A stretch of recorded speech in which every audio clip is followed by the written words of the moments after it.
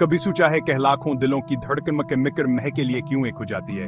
Saudi अरब के कल्ब में वाक़े मके मिक्र माह इस्लाम का रूहानी मरकज है। काबा जो इस्लाम का मुक़द्दस-तरीन मकाम है, यहाँ वाक़ है।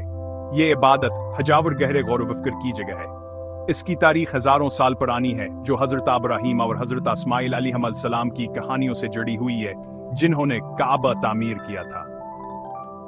कुरान पाक में मक्का मिक्रम का कई बार जिक्र आया है, खास तौर पर सूरह अल इमरान और सूरह अल बकरा में। इस शहर की अहमियत हज़रत मोहम्मद सीम की विलादत के साथ ही बेहतर बढ़ गई।